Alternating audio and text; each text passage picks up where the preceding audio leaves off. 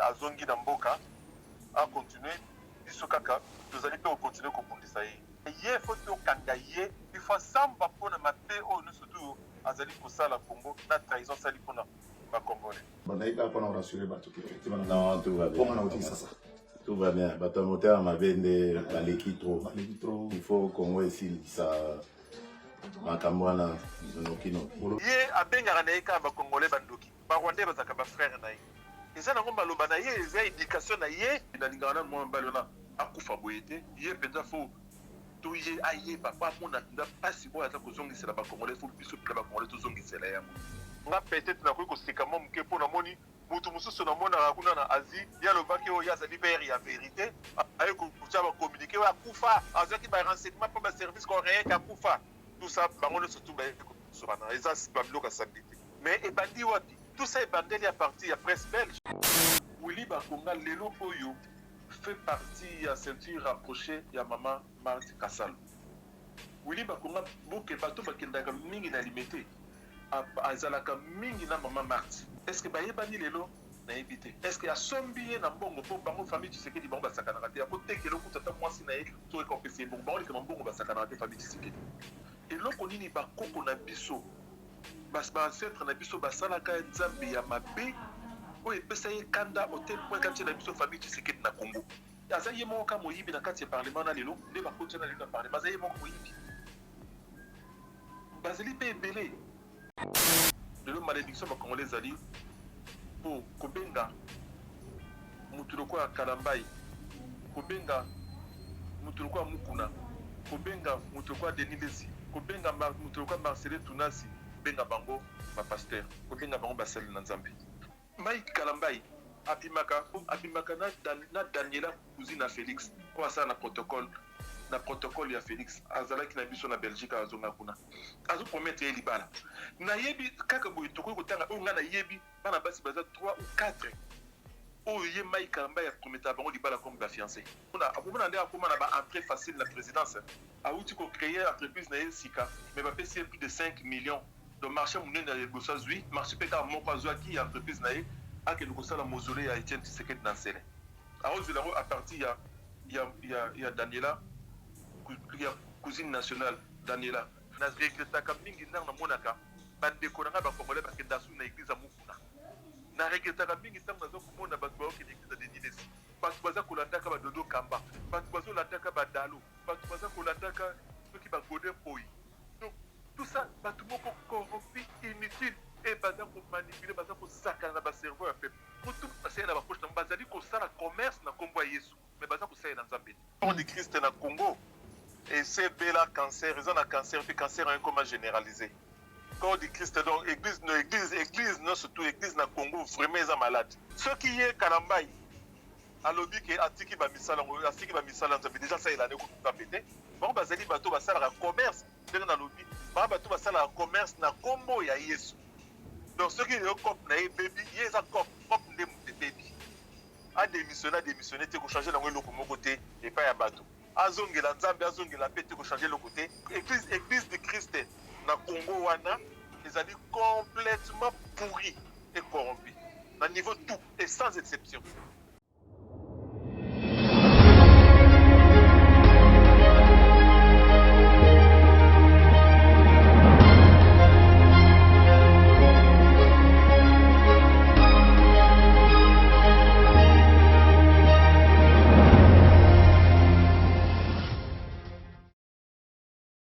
Bande Kobalandi, ya Plus Clair Télévision, la chaîne de vérité, la chaîne plus information réelle. Mbote Nabino, merci pour notre côté émission Nabanda, pour Nabino Mukolo Walelo, na numéro ya Sika. Il y a émission Vérité de tous côtés, Otozali de Sengo ya Koyamba pour Nabino, Mwana Mboka Bobo Congo, Azali Bongo, vice-président ya CCDP, et Kamami Bongo na Mwana Mboka colonel Odombo, et le Mona Yende, Tokosola Mboka, Tokosola Mami Matali Mboka Nabiso, République démocratique du Congo. Retour, il y a président de la République, Félix Antoine Tshombo Tshisekedi, na kati ya mabele ya Congo, précisément la Kinshasa Lelo. uta Bruxelles bipai wapi toyokaki etakendeki mpona basoins médicaux plusieurs versions bamisusu bapesaki biso sango ya liwa na ye bamisusu balobaki na biso ete basalaki opération à cœur ouvert bamisusu balobi ete hernie discale mais kasi tozali komona président de la république na minerve na kingo tokozwa eyano ya mwana mboka Bobo Congo na mituna wana mais aussi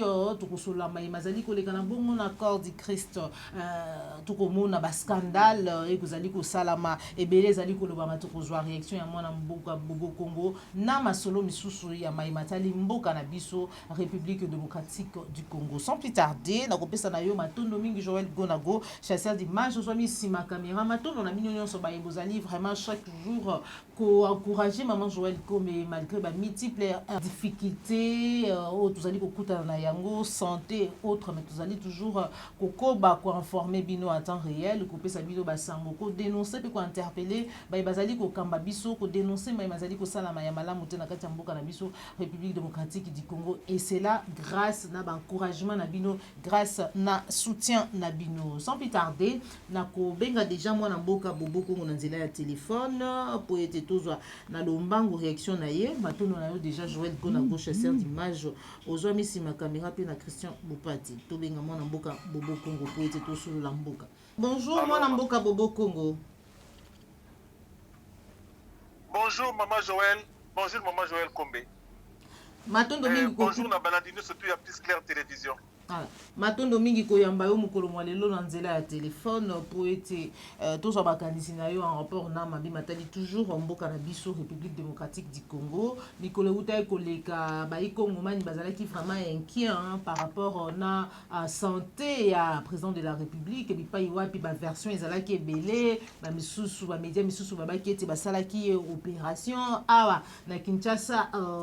gouvernement balobaki ete azalaki à bonne santé kazalaki vraiment na souci moko ya santé te toyokaki pe bandeko misusu kobenga biso mpona koyesa biso ete président de la République azalaki susu na bomoi te mais kasi lelo azongi na mboka na ye République démocratique du Congo tomoni ye na minerve na kingo elingi kolakisa nini mwana mboka Bobo Congo.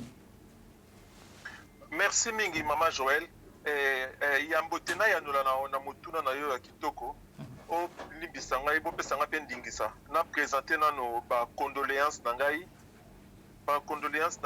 et puis il y a bandeko surtout il y a CCDP na bandeko ba famille nyo surtout oyo bungisi bandeko na Katanga kuna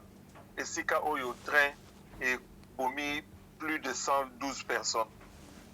Alors nazavre tozali vraiment de tout cœur na batouana ata ceux qui gouvernement baza ko négliger bango baza ko benga bango ba clandestin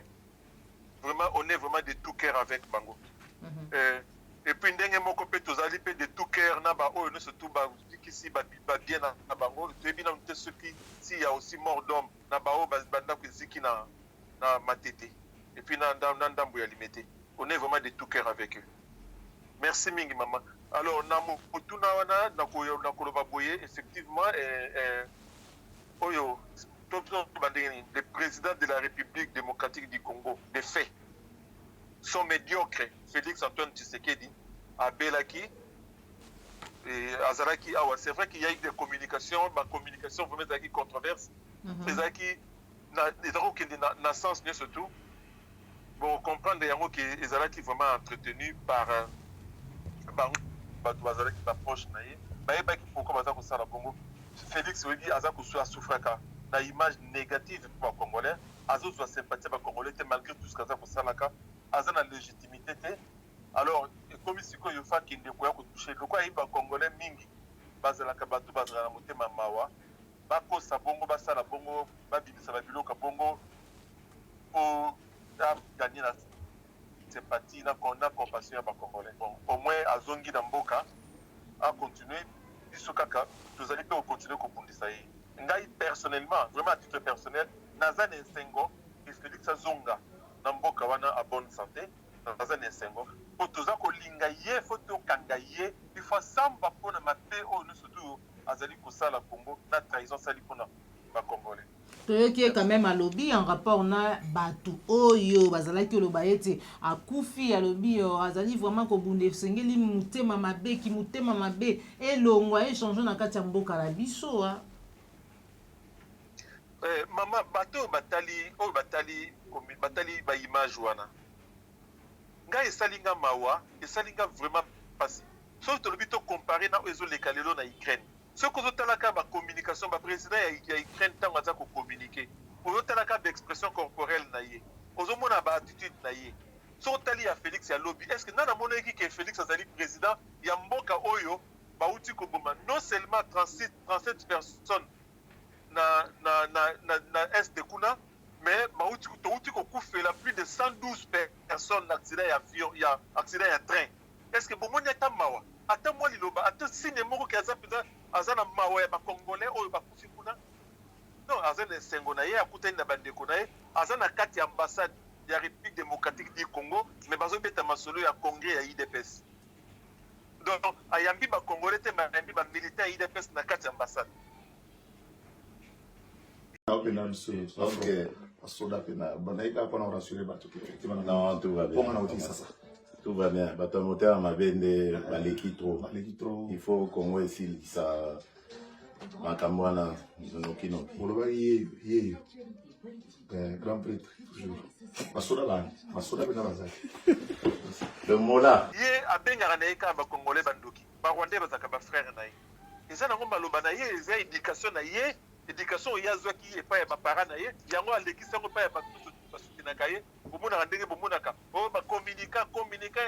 ya IDPS aza kobenga aza kofinga ba journaliste aza kobenga ministre ko interpeller ministre mais aza neka communicant privé et puis mutu moko peta ko réprimer ye aza te donc ezali éducation na ye quoi kobenga batu banyangala kata bandoki banani ezali éducation parce que ntango bino bozali kotombola ye ntango bino bozali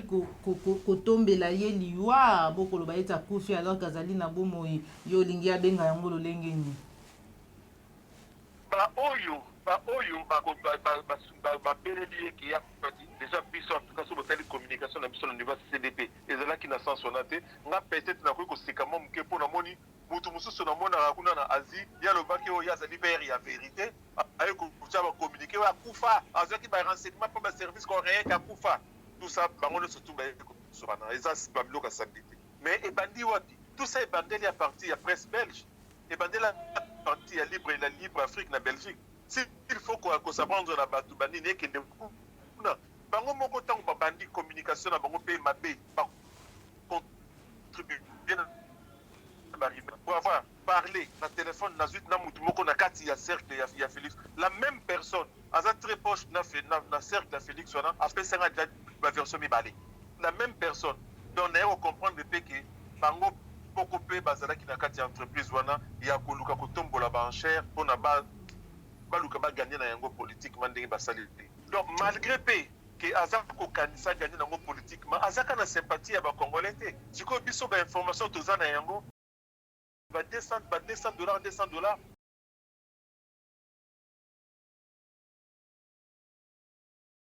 bon vous avez donc tout ça ça manque dans bon à l'état et tout ça c'est au détriment avec les Congolais donc les gens franchement Félix alingaka bakongo ndenge kana lubaka Félix vraiment alingaka bakongolais te azalaka na mwa bakongolais te balingaka mbongo mais oyo eyeli Félix na kati tozalaki na bato baopéré ye vraiment baopération ya cœur ouvert et puis tolo bango bakoki mpe kosala yo na motema na Ernie Discal ekoki mpe kosalama mbala moko et puis ezala opération nyonso tu mibale wana ezala baopéré au motema naza koloba bango vraiment nayebi likambo nini naza koloba ezala baopéré au motema ezala baopéré Ernie Discal na bout ya 10 jours quand tu 10 jours est un maximum tu peux déjà te remettre sur tes pieds bon bah hier tout le monde a été minerve na kingo donc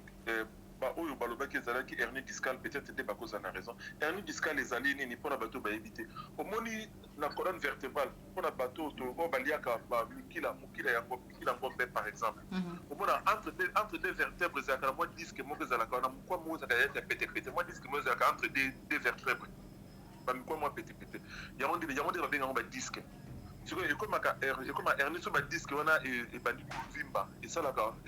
passe makasi na mukongo et puis opération nango ezalaka très délicate attention que ezalaka ezalaka nango babiloko moko ezalaka presque bénigne, mais ezalaka quand même très délicate parce que ceux qui est raté bato mingi se retrouver na fauteuil na se retrouver na fauteuil roulant na état ya tétraplégique. Ezalaka opération moko quand même ezalaka délicate. Tomoni Félix Atelemi et ngai personnellement na sepeli po na linga kité na linga na mo balona akufa boyete ye penda fo to ye aye papa mona nda pasi ko ata ko zongisela ba congolais fo biso pe ba congolais to zongisela yango. Merci mingi maman. Merci mingi mon mboka Bobo Congo. Après ba député kozwa ba Jeep Palisade lelo tout moni déjà arrivé à 109 Jeep Palisade oyo ezali bongo pona kopesa ba sénateur oya minenge nini alors que lisusu mwana mboka Ados Ndombasi auti ko dénoncer lolenge ni corruption ezali ko continuer ko sala manangambo ya Assemblée nationale pai wapi bazali kopesa ba député ya union sacrée chaque mois $1000 pona maimatali comme prime bachaka carburant na bango. Vive le peuple d'abord. Omoni escroquerie wana tout bango ke IDPS ne bakate ngai vraiment na mitunaka eloko nini bakoko na biso bas ba ancêtre na biso basalaka nzambe ya mabe o epesa ye kanda hotel point kati na biso famille Tshisekedi na Congo na mitunaka bozo komona yango peuple d'abord peuple za na pasi etali ete bango eloko baza koluka comment concevoir pouvoir na bango pe ko pérenniser yango. Problème de bango zaka yango wana za ngolo mususu te. Ba député bazwa ki ba Jeep Palisade avant ba Jeep Palisade pour sénateur bazwa ka ba 15000 € pour ba sala ba transhumance ba longo ba place ba changer combo pour ba changer ba longo pa kenda pas morote ba changer de combo ba longo FCC et comme union sacrée pour na kundima changer combo wana bazwa ki ba 15000 ba yo kozwa ba mituka ba Palisade wana o moko valeur nango moko ezalaka estimé na 55000 $. Makelele oyo esalaki babiloko elobamaki mingi toye komona bacatastrophe esalami na baaccident esalami na nzela ya bakongo na nzela ya bandundu toye komona oyo esalami na matadi mayo elakisi biso elakisi na mokili ke tozali na bainfrastructure te toza na baéquipement te mpona basituation urgente mpona sécurité mpona protection civile toza même na ambulance te toza na morgue ya malonga te toza na biloko ya malonga te mais tokanisa ke bato oyo bazwa mission balobaka bazwa mission ya kokonza mboka wana oyo bayembaka sans vergogne sans honte nzambe aponi yo osalela ye tokanisa bakoyoka mawa bazomwa mbongo moke bameka kobongisaka mwa biloko mwa mike oyo ezangi na mboka oyo eza na baambulance te bakoso bata mwa baambulance bokoki koyeba korepartir yango kobongisa mwa bamorgue kobongisa bacondition ya protection civile tokoki koloba mais etali bango te baye kopesa so basénateur bamituka bayopesa so basénateur bamituka soki ozwi 109 Jeep wana soki otya yango na 55000 obosanaka te mpe komana kongo efutaka mpe transport efutaka bato soki otie yango neti na 60000 na mutuka moko na 109 on essaie de plus de 6 millions ya dollars donc ekoyeba mboka oyo ekoki kosalela makambo mingi parce que bazopesa yango badepute po basala mosala nini ngai na detuna lere bakenda na pays pepe mama bino bozali mpe ata soki ozali mopanzi yango ozali mpe quand même population congolaise na kati ya population congolaise ozali mpe peuple congolais yebisanga ntongo bolamukaka na ntongo 80 millions, plus de 90 millions de Congolais tant que vous l'avez na tongo. Et l'autre on dit que pendant que le Kobanda qui bon, na la muki boye, na za ko sala boye, grâce ya loi oyo ba député ba voter qui yo peut bénéficier na siko na tongo les anini. Eza eloko nini o député a voter qui mesure kaka moko. Na zone baka na 3 dernières années oté. O ba o wana ba député wana ba déshonorable wana ba mso baza wana ba sali ba 3 mandatures déjà. Baza député pendant 15 ans. 18 ans, bazali wana. Tiko eloko ni loi ni ata moko kaka nanga boda kisanga ifa ibisanga ka loi moko oyo bango ba vota oyo yo soki peuple la muki na tongo do ba Nzambe merci na député tel a proposé qu'à loi boye yango na peuple na so voter so profiter na yango ezali et ceux qui n'a pas de ça donaté bientôt baza ko négocier ba ko pesa bango balo baza ko senga sou bandaku pour na baye ba ko changer constitution mboka ba ko senga sou bambongo donc pour na bango tout est comme un cop motion ceux qui battent motion contre un PDG ou bien un ministre mbongo etamboli ba vimbisi ba poche donc tout ce qui va ça la kezaka ya mona qui sont pour qui sont contre balingi te batie motion mbongo etamboli bazui mais pour na yo peuple etali bango te bozanga courant bozanga ba transformateur ezika basa etali bango te essentiel baza kovimbisa ba poche na bango et tout c'est vraiment malheureux. C'est vraiment malheureux. Mon amboka bobokongo komona lelo topi koyoka lelo matata mponyo ko dénoncer mais azali ko subir na Sénat donc sénateur bipai wapi abiba baati lukwebo azali ko boya ko appliquer arrêt ya justice oyambi yango ndenge nini ezali ko lekana au juste entre matata mponyo na baati lukwebo azali ko kamaye na Sénat. Ezali théâtre de chez nous. Eza comédie. Ezali to le kisana biso tangu na kati ya makambo wana te eza point passe eza soni mais eloko oyo biso ba congolais ekoki ko concerner biso ezali ki baati lukwebo azalaka ministre ya matata ponyo bango bazalaki na ba conflit na bango ya bandakala parce que ezali komona lelo ke baza kozwa ba moyen de l'état na ba position ba misusu baza na yango lelo mpona ko se régler ba compte na bango ole ba luka ba travailler pour na peuple okomona baati lukwebo oui mboka na nablo monsieur salamaka so zo kango o groupe moko ya batu bo ba jeune na Congo ba sisa ba classe na ba université mais ça les autres à la souté allez ba se créer ba misala ba plus courageux ba komi ko fongolata ba cabine téléphonique ba komi ko créer ba média ndenge bino bo créer ba plus faire télévision ba réako ba média ebele za ko sala mana ba émission mso kitoko ba plus courageux ba za ko sala ta ba bilanga ba komi ta ba chauffeur taxi alors les fainéants, surtout mingi au batangi ba droit,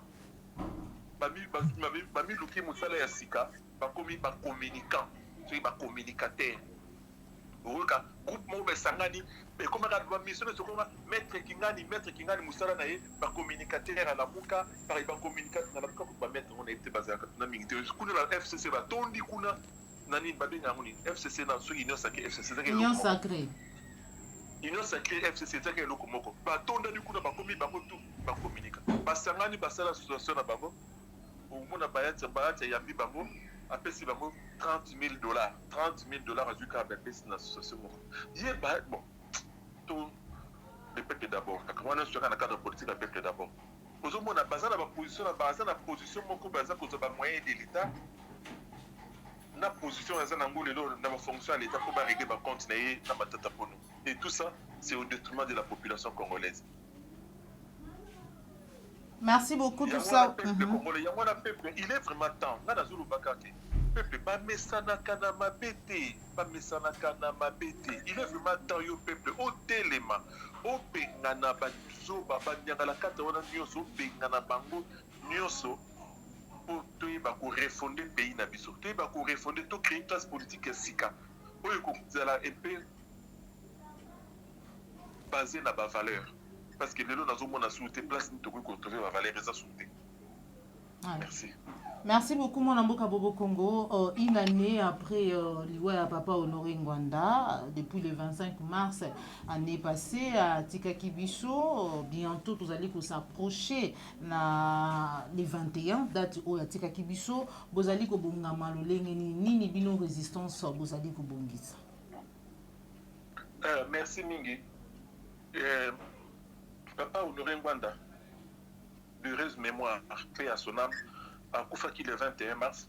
tout le monde biso awa na cadre ya CNRC, Conseil national de la résistance congolaise, tous allez kobongisa ko sala mwa milulu na le 19 na Bruxelles, na kanisi pe bande komso soupe bazala ko sala milulu belé et puis biso pe ba maman na biso CCDP bazali pe kobongama pona koyeba ko sala milulu wana. O papa Honoré Ngwanda, bata soki lelo oyo toza na position oyo tozali nango na libanda toza komeka ko célébrer moke mais lobby faza na place moko esengeli na place moko munene esengeli na kati ya mboka wana na Congo. Bao msusu oyo batie ba mausolée na Serekuna na bambongo ya l'État. Donc bango de basala ki mboka wana pinza ekufa malamu. Donc ba mausolée msusu batomoni tot batie na ba na kisa sa photo buka yango otoke ba koma ko rendre hommage na bato ba mérita yango. Ba mama na biso na CCDP bazali ko bongama na mikolo mingi te na kanisi ba koleka pe na ba media pona koloba milulu nini o bazali ko bongisa. Mais sinon la cadre de la CNRC, pour le CCDP bazali membre fondateur, to kozana ba milulu dans le 19 samedi le 19 na Bruxelles. Merci. Matondo mingi mekasi yamboto osolo la mai matali corps du Christ parce que zali kulubisa ba imbo kozali kongomani basali na nzambe ba chantre de moi ba scandale leki to yebite nzambe mutu akobimisa bango na poisa parce que bazali komi benga ya ye alors que quelque part misala na bango zali kolakisa yete bazali ya yete to zali kokoma wana mekasi yamboto koma wana au vu au sud de tout ce qui se passe lecture nini topé nini oyo bino bozali komona na ngambo ya CCDP particulièrement yo que sengeli esala ma bozali ko proposer nini vie situation politique actuelle. Merci mingi. Na kolobela ngo oui merci mingi. Na ke de pomotuna na na koloba na kokolo na mulai. Par rapport ya Congo. Par rapport à la République démocratique du Congo. Biso toza koloba na ba député wana ba déshonorable wana. Ceux qui bakoki kokoma atambala moko na makanisi ya bomoto. Ceux qui atambala moko bakoki kolamuka bakomi na bolingo ya Congo. Ba initier ba loi kaka mibale. Misa tuté mibale ka oyo côté de misa Congo. Ni nani? Ya liboso ezali oyo tout azali officiel, azako occuper ba fonction officielle, ba commis de l'État na kati ya Congo. C'est-à-dire aux la président de la République, aux la ministre, aux la parlementaire, donc député ou sénateur, aux la mandataire de l'État, pas PDG banane. Mesure à liboso, mutu mon côté à koki surtout kokinde kozwa soins médicaux na étranger. Mesure à mi balé, mon côté moi na ye à koki kotanga sur une école privée. Don na libanda, don école privée. Maman, ceux qui vont voter kaka loi wana ndenge salami na Benin, okomona lobby ndenge nini bakubongisa ba hôpitaux na bamboka wana, ndenge nini bakucha suri na ba école, bakosala ba école ekoma balonga. Okoki ko expliquer ndenge nini ke soko zui 30 dernières années oyo. 30 dernières années, tout ça depuis 97. Peut-être hier on a ezalaka moi malamu, mais soko zui pendant Laurent Désiré Kabila en 2001. Donc ti lelo ata ministre mon côté il y a éducation nationale. Muto ba pesier ndenge lelo boza na soi Tony Mwaba. Bo pesier charge ya kubongisa ba école, ya kukamba ba école na Congo, mais azata na mwana moko tatanga l'école publique. Soko yo soki yo ministre ozata na mwana na moko tatanga l'école publique. Ndenge ni yo kozana makanisi ya kubongisa école ngo ndenge école ngo ya kubongisa système scolaire wana. Ndenge ni yo kozana makanisi ya koyeba ndeno koyeba peza o ilikaka réellement sur le terrain. Donc ceux qui m'a député na bakoza la batou, ba voter loi mibale. Mutu moko souta que vous attendez soins étrangers, kaka soki ko plus kamoko extrêmement grave. Et que ça la déjà qui bossa l'économie ya ba devise. Donc la réserve de change ko matana banque. Et puis que ça la que batonga ba infrastructure ya malambo, ba infrastructure sanitaire médico-sanitaire ya bien na mboka wana. Et puis que ça la que basala ba école ya malunga. Kolongola wana tozomona po moni. Comment expliquer que Moutouka Jean-Marc Kabound maman accueilli en Angleterre, pas évacué en Angleterre pour se faire opérer genou. Bah opérer estomac, cerveau, mais genou. Pourquoi que ce Tozana ba chirurgien orthopédiste il y a épelé pendant le Congo et puis l'opération il y a pas tous basala mais il est fakende en Angleterre pour le dire qu'il y a que se faire opérer en Angleterre et aussi combien pour la dans la sécurité sociale à Awate. Donc ça veut dire que eux vraiment singeli partout là député ceux qui moko na bango na kati na bango à cause na motema malamu na mwa bolingo ya Congo akoyi ko initier loi wana. Toza komona liso sur likambeza koleka na Ukraine. To linga te et bandi pe ko kotisa ba répercussion na RDC. Déjà tout moni na kata RDC na MONUSCO na kata MONUSCO il y avait 250 militaires il y a pas ukrainiens bayaki pe na 50 hélicoptères na bango donc bazozonga bango bazozonga baki bunda po na mboka na bango donc bamemi na hélicoptère na bango na ba militaire bazongi baki obunda na mboka na bango toza komona yango awa na bamboka oyo tovandi ngai naza na collègue na ngai bacollègue na ngai mibale moko aza médecin moko azali infirmier batiki misala bazongi mbangu na mboka na bango baki kobunda na mboka et partout bango tout na kati ya mboka tomoni ndenge batelemi résistance sur eza kosalama contre l'armée la plus puissante du monde oyo ezali armée russe bazosala résistance baza kosala yango mpo baza na bolingo ya mboka mais bango mpe na kati wana wana d'ailleurs nazali mpe kolobela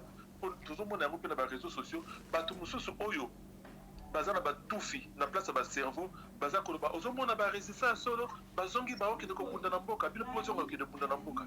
mais bango bazongi baokende bunda na mboka parce que gouvernement na bango eza kote moko na peuple lokola ndenge bacongolais batelemaki na 98 l'air Laurent Désiré Kabila abelelaki asangisaki bacongolais batelemaki elongo na gouvernement basanganaki babenganaki barwandais ndenge moko lelo oyo mais lelo na kati ya Congo oyo baoyo baza kokamba mboka bazali bavale ya Paul Kagame loba na yo kutu nyonso tour ganga na yo fingi ata président lobeli ata président de la république na bango mais soki ka otouche Paul Kagame okomona ndenge foudre ekoyela sikoyo bongo sikoyo ata biso toza na volonté ata bino na kati ya mboka boza na makasi boza na volonté ya kotelema bokende kokundela mboka bosala ngo ndenge nini parce que tomonaki yango kaka Kariga, ceux qui Kariga, Vincent Kariga, alobaki babuzo ba contre Congo, bandeko batelema bakilika ko manifester ka liboso ambassade bazwa ka bafim bo bamsu ba kota ba boloko et puis bana basi musu bakangaki basambisaki bango na ndenga osakana te. Sikoyo okomona lisusu kaka etumba wana guerre wana ya Ukraine. Biso tozalaka na tango kala, tozalaka na Sima, na Siza, na Sinat. Cimenterie d'Isaïe comme cimenterie du Congo et puis la cimenterie nationale il y a Lukala na Kipese. Tout ça la ciment sur place coûte zelaki non seulement quoi provisionner Kinshasa Mobimba mais dans Brazzaville. Tout va d'ailleurs couler à Fufu na Masango. Et ça là que ça la production locale. Bah tu le pouvez bon. Ouais, ça dit parmi 3 ou 4 plus grands voleurs de l'histoire ya Congo. Aïe na ba 4 ba corruption ba importateur ba yé basali ke babomina no sinat po yé moko komaki moko ba grand importateur à ciment ti lelo babomina no wana po bakoma ko importer ciment na libanda batiki bakotisi ba lelo bato bakoma kolia ba semoule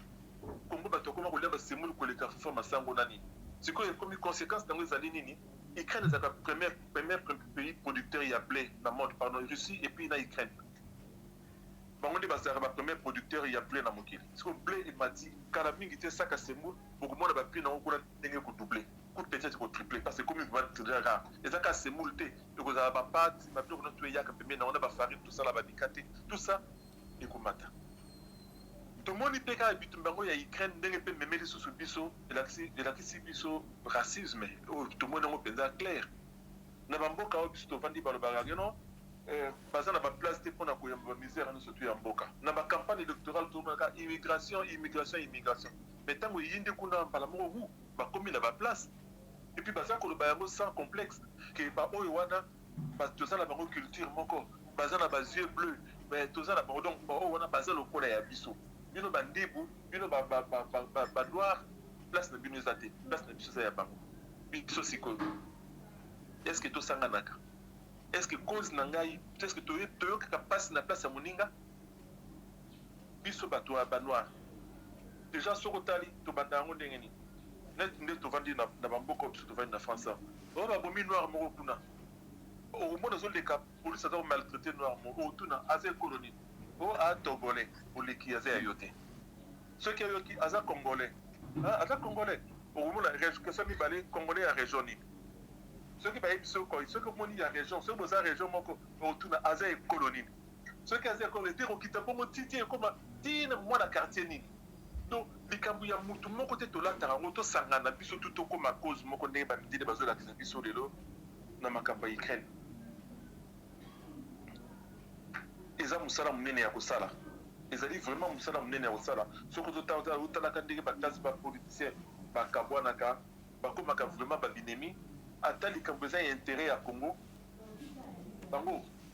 okindika kolukana baprivilege baintérêt na bango moko bon mondele soki komi intérêt ya likambo etali intérêt ya mboka na ye atiaka tout pembeni asanganaka mpona bien ya mboka na ye mais biso soki komi boye bien que baza kolobaka ke toyebi yango depuis 97-98 que Paul Kagame osala Congo mabe mais lelo komona bajeune lokola Mouyaya azalaki peut-être étudiant ntango Kagame bandaki kookipe Congo Isaac moto azalaki censé ayeba makambo ezoleka na Congo mais lelo le plus grand chantre ya Kagame na Congo eza koma lelo Patrick Mouyaya okoexplike babiloko ya bongo ndenge na ya RTNC mosala balongoli Freddy Mulumba mosala mpo asalaki émission oyo dénoncé occupation rwandaise na Congo balongoli mpe déjà RTNC mosala mais bon eza Congo mais nayebi ke un jour naza kobanga nange ezali mpo bajeune oyo baza kokola lelo bajeune oyo baza lelo na classe bana na biso oyo baza lelo na baklasse oyo baza lelo nanu na bahumanité to na bauniversité baza na bamodele te na liboso na bango na domaine tout wana modele te oyo aza na ifasik azokanisa soki atangi baklasse na ye mpo ya okoma journaliste lokola Zakari lokola Eliezer nayebi te Eliezer moto aza journaliste te mais Zakari mpe aza journaliste te heureusement d'ailleurs bazokanisaki so akoma journaliste lokola balokola bato wana mpo bango nde baoservir de référence oyo alingi akende asala bacursus universitaire ya milai aza na professeur lokola Mbata ana professeur lokola Mbata donc modèle naye kozala Mbata soki ye kota barelikosia kota kosambela oyo akokoma paster oyo azolinga asambela modèle naye eza bamokuna eza balesi eza soki banani koma banani baescro wana misusu wana bacommerçant na komba nzambe bango nyonso tu wana bato wana nyonso osangisi bango nyonso tu bango nde bamodèle ya bajeune oyo baza kokola lelo sikoyo oza koluka mpenza ifo luka mpenza ya bien oluka opanza mpenza oluka mpo mona mwa bato baza na koincarne mwa bavaleur lokola badocteur Mukwege lokola bapatrick Mbeko boye donc baza vraiment baza mpenza moke ifo luka bango mpenza opanza bango luka bango c'est vraiment malheureux quoi Congo ezokende mabe ata na bagénération eza koya Congo ezokende mabe ezobangisa il est vraiment temps peuple congolais totelema tobenda mesa tosopa nyonso tobengana baoyo bazali tomeka korefonde Congo toza na mwa bato oyo mpe nanu baza na makanisi ya malamu oyo mpe tokoki mpe kosapuye na bango même na kati ya mboka même na libanda oyo toyeba kotonga Congo ya sika matondo mingi mwana mboka bobo Congo lelo tomoni na session oyo ya mars ya retour ya badéputé tomoni présence ya Willy Bakunga oyo biso nyonso toyebi ancien ministre ya enseignement na kati ya Assemblée nationale. Pouvons-nous confirmer ou dire aujourd'hui que Union Sacrée est comme on dirait distributeur tout babongo ya ba immunité parlementaire et c'est ngeli na yo kota Union Sacrée pour être ozala o babomba yo na ba immunité parlementaire.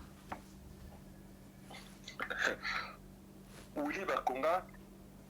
selon ba mibeko ya mboka na bango because selon constitution na bango oyo ezalaka initié na Rwanda ezali que ceux que ont député au comme ministre au père de mandat na yo au père de nini comment ça s'appelle poste na yo na gouvernement pour zonga député yango ya zongi député na modèle mona mbali na bimelaki parce que tombo sénateur que Esther a repris de justice azaki condamné la justice azaki condamné et puis gracié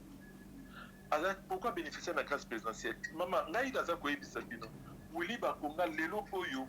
fait partie de la ceinture rapprochée de maman Marthe Kassalo. Willy Bakunga boke bato bakendaka mingi na limité azalaka mingi na maman Marthe azalaka vraiment mingi na maman Marthe. Est-ce que bayebani lelo na ebité? Est-ce que asombi na mbongo po bango famille Tshisekedi bango basakana te ya kotekelo kutata mwasi na ye to récompenser bongo bango likama mbongo basakana te famille Tshisekedi. Likama mbongo bango basakana te. Surtout maman Marthe na bana na ye. Est-ce que Sombi Bango Nambong n'a évité, mais Willy Bakunga a comme très proche de la famille Tshisekedi, notamment la maman Marthe, et puis la cousine nationale, a comme très proche de la Bango. Sikoyo, il y a un tout ça qu'on a dit, Batuana Basala Castre, Basala moi cercle na Bango Mokoana, Bazango Bango ne Bazako profiter. Cercle Moko Bami Kanga, aux a la chance, on n'ingisse Singamakas au Mikoti. Au Mikoti Sinakati, et puis au Kangi, oh, il banda yo peuple, tali bakote. Nandazana, est-ce que Azaye Moka Moyibi na kati parlement na lelo, ne bakote na lelo parlement, Azaye Moka Moyibi. Bazeli pe belé. Donc, il faut que le peuple a téléma, que le peuple a dit que changer ma cam. Pas bien dans la bataille, on a nyonso. Ce qui était, tous les gens pour critiquer, tous les lots, parce qu'on a sali pour y aller. Est-ce que vous voyez que dans le gouvernement, où il y a les lots, André Kimbuta est la ministre de la parti politique, il y a André Kimbuta, parce que André Kimbuta, en tant que parti politique, il est membre de l'Union sacrée. Il partage le pouvoir vice-ministre de la finance. Moi, j'ai oublié encore son nom. Vice-ministre de la finance, à comment Wanda ministre, la contrepartie à André Kimbuta. Et puis, il y a membre de la famille André Kimbuta. Vice-ministre de la finance. Si vous passez, il peut appeler, même des personnes à la ministre. Parce que les personnes à la ministre, il y a un cercle, il y a un bongo, il y a un peuple, il y a un bon, c'est ça Congo. Voilà. Merci. Matondo mingi mwana mboka bobo Congo, tokomi na suki émission na biso pour finir. Maezali koleka na lelo na kati ya corps du Christ tobenga bongo lolenge tolobaka tomonaki ba image kotambola Mike Kalambai lelo azali pasteur mais kasi chantre ayembelaka nzambe ndenge ebele basepelaka pe na lolenge oyo akumisaka to pe ayembelaka nzambe bililo ezali kotambola lolenge nini mwana mwasi wana oyo babengi Sir Zawadi asili ko révéler ko bimisa na poisa relation na bango oyo bazalaki na yango ye ko femme mariée alors que biso nyonso toyebi bibili ezali kote ya nini toyokaka pe frère Mike Kalambai to pe pasteur Mike Kalambai mayalo ayembaka tolandaki Moïse mbiye liboso to pe likolo ya cher koloba lolenge nini pasteur moko azali pe kaka na limité akinaki kobengisa une dame oyo azali bongo proche na ye po ete asala ba faux témoignage po ete asala scandale contre ye mais kasi na sima alobi ete ako publier lisusu ba voice oyo ayebisaki biso ba enregistrement oyo ayebisaki biso te a préféré ko préserver dignité ya corps du Christ to pe ya église. Au même moment, on l'a dit, prophète Joël Tatou, linge babenga kaye, mutua kumunaka, basina ba hôtel, mutua kumunaka, zali vraiment makasi na voyance, mon amboka bobo Congo, kolobaete batete la bazali ba sauvage et que ceux qui mutua sepeli abala, moi soit zali mutete la sengeli à réfléchir des fois. Batete la communauté to pe tribu tete la ba sepela ki na maloba wana te ba Blobin basengi na ye dans 48 heures déjà zali kokuka lelo a retirer maloba wana a s'excuser sinon ba ko porter plainte lecture ni nous allons ko sala na maïnyo zali ko likana na kati ya corps du Christ lelo nini malchance ya République démocratique du Congo malédiction ba congolais lelo malédiction ba congolais zali pour kobenga muturuko ya Kalambai, kobenga muturuko ya Mukuna, kobenga muturuko ya Denilesi, kobenga muturuko ya Marcelo Tunasi, kobenga mwa batu wana mal chance ba congolais malédiction ba congolais zali lelo kobenga bango ba pasteur, kobenga bango ba sel na Nzambe. Muturuko ya Marcelo Tunasi, po boyebi te bato mona keta ngazalaka azolo ba français kitoko to te ya malembi bakanza. Bazali na possibilité nayebi azali escroc na niveau moko vous ne pouvez pas imaginer. Donc et donc on a le baka. Tous les dimanches, bayaka, bapambola, babengana ka bispe mabe, babengana bispe ba célibat, banini. Soko bandi ko tanga ba dimanche babengana ba bilimwa mabe. Soko tanga mutilelo mais Congo c'est mortal, boka c'est comme un paradis. On ba mili bona c'est kufa nango. Mais bango bazali, bantu baza ko bongate, bango kaka baza ko bongaka, mbongo na mabonza bayaka pesa na komba Nzambe, pesa mbongo pona Nzambe. Tout le monde attend tout le monde kenda ko luka parce qu'on t'entend des la verser bon na compte Nzambe. Non, tout le monde a quand des bafines bango changer, bazo comme ba mi tuka ba cher, bazo bangonde bata ko kitoko, bas na bango bazo tanga. Olanda bien, bana na bango bazo tanga bien. Biso bino bo kenda ka bo bakisela ka bango na komba Nzambe. Donc bazali ba escroc simplement. Bazali ba escroc, bazaba miyibi. Bazaba miyibi po soki bo sengi mbongo na komba Nzambe, boke comme ça ngwe pa Nzambe te eza détournement. Donc bazaba miyibi bazaba toyo ko l'exatan pour na problème comme na bangote mais likamone ya munene ya solo ezali ngana kokine musika problème ya solo ezali kaka ba religion importée ba christianisme ba au islam au judaïsme ba religion importée o ebandela ndenge ba efsaka biso na Israël ba religion importée wana ezali ba biloko biso ba congolais lelo tokoki kotana yango te o tosaleli yango pendant plus de 400 ans et apporter biso rien surtout banda ba église de réveil eye plus ba église yango ezokoma ebele plus mabe eza komata plus mabe na buzo eza kobata bato tu boza komonaka ekoma ngai nayebi nanu te nzambe akomi kolakisa mutu professeur comme komona avant de soumettre sala mutu asala lisumu nzambe alakisi mutu o na moni na hotel wa mutakalo lingo sala ekoko wana nayebi te sikoyo ekomi o boke bana base batetela ba sauvage mais ce que nzambe azala congolais nzambe aza congolais et nyonso tu wana ngai penza nazali penza pour à 100% naza penza fond naza kosenga na ba communauté tetela na osenga na ba tetela ba telema ezaka le coup de justice soit que zalaki eloko akosala kuta bien zalaki kokena komona ye kopesa ye mbote na kati ya église na ye wana kokende penza ba tetela basangani bake penza liboso église na ye kopesa ye mbote po buzoba trop c'est trop franchement trop c'est trop po eloko ya sali wana so ba bengi en tribalisme te ezali so ba bengi en tribalisme te ezali nini ba Moïse Mbie au mona mutu kutu azana ko diriger les 1000 églises ana 1000 églises atamba magasin na biso tozana on lidel awa les coxen 1000 magasins te donc eza commerce eza ligablo pour na bango eza industrie binonde wa ba boza ba marchandise na bango ba vendre ça ba bo fongola misu ndeko na ba peuple congolais bo fongola misu bo bima na ba religion wana zo bomaka bino zo dalisaka bino pongi bo bima kuna po belela bakoko na biso to belela bakoko na biso bango nde bakoyeba kosiko na biso ba oyo ememeli biso rien bosala bilan eloko nyonso asalaka bilan botala mama olangi nga na monde ndenge mama olangi ya bandi na vv santerre tomoni nde bamukuna babandi même ata apôtre bie tomoni bango nyonso nde babandi mais botala na suka nango nde bana na bango baza lelo baeglise na bango mpe bazotikela kaka bana bakomi bamillionnaire bino bato boyaka kaka dimanche bapamboli oyo babengani molimo ya seliba lobi babengani molimo ya chômage lobi okuna babengani molimo ya pauvreté lobi okuna babengani molimo ya nini mais tous les temps ozali kaka na pasi mayaka kopesaka bango mbongo mais ebele ya bama ezali kokomela bango lokola tomoni ya pasteur hein? Frère Mike Kalamba chantre lelo pasteur ezali tout simplement que diable hein? Na mwana mwasi wana ye azalaki déjà envoyé par diable et puis botika okosela diable makambo po batona bango lokoma tout lokoma facile basalaka babuzoba mais coupable déjà zaka déjà désigné ye muto osala buzoba soki tuni ete nakosaki nzambe diable akosaki ngai diable akosaki diable mtakosinga la chair est faible diable akosaki non eza lokuta bazali baescro basalaka makambo bayebi basa Mike Kalambai abimaka bon attention eza privé na koyi koloba bo abimaka na Daniela cousine na Félix po asala na protocole ya Félix azalaki na biso na Belgique azonga kuna azopromettre ye libala nayebi kaka boye tokoki kotanga oyo nga nayebi bana basi baza 3 ou 4 oyo ye Mike Kalambai apromettre bango libala comme bafiancé wana mpe ezali kaka diable mtakosai wana maloba makambo oyo koloba wana okoconfirme est-ce que yango moto epekisaki ye crise ou comment nayebi te so yango motepiki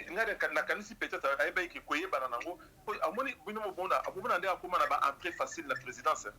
akoma na entrée facile na présidence ye moto bapesi ye awuti kocréer entreprise na ye sika mais bapesi ye plus de 5 millions de marché monene na liboso azwi marché mpe kaka moko azwaki ya entreprise na ye akende kosala mausolée ya Etienne Tshisekedi na nsele aozela yango à partir ya Daniela ya cousine nationale Daniela aozela bamarché wana peut-être ekozala kobanga ko bien Daniela baporte nayebi donc bango basala babuzoba mais le coupable déjà désigné nzambe satan mutakosi bango oyo tu bamoïse mbiye baza kosalaka bato mais bato wana il faut vraiment tozalaka sévère epai ya bato wana po tozalaka sévère otango ozotelema liboso ya bato oza koloba bosalaka boye te yo moko ntango osali yango il faut bapinir yo makasi na regretaka mingi ntango namonaka bandeko na ngai bacongolais bakenda su na église ya mokuna na regretaka mingi ntango naza komona bato baokende église ya denilesi bato baza kolandaka badodo kamba bato bazolandaka badalo bato baza kolandaka soki bagode poi donc tout ça bato moko corrompi inutile et baza komanipuler baza kosakana na bacerveau ya peuple différence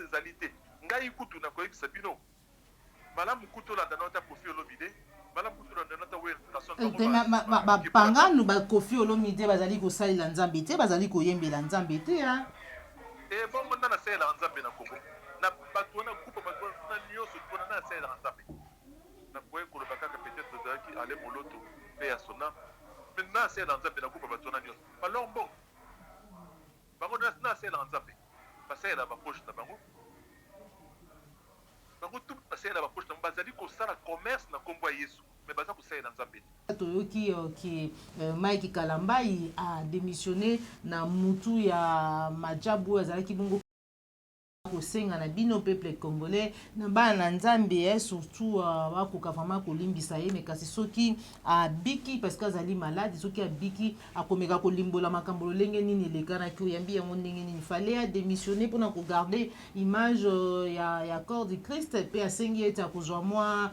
akozonga mokene balobaka na makolo ya Yesu akotika mwa baactivité nyonso oyo asalaka donc serviteur de Dieu momentanément. Ce qui est allé pour le corps du Christ na Congo, et c'est bela cancer, ils ont un cancer, puis cancer est comment généralisé. Corps du Christ, donc église, non surtout église na Congo, vraiment ils sont malades. Église na Congo, ils sont belaka. Nenge moko boza ko monaka,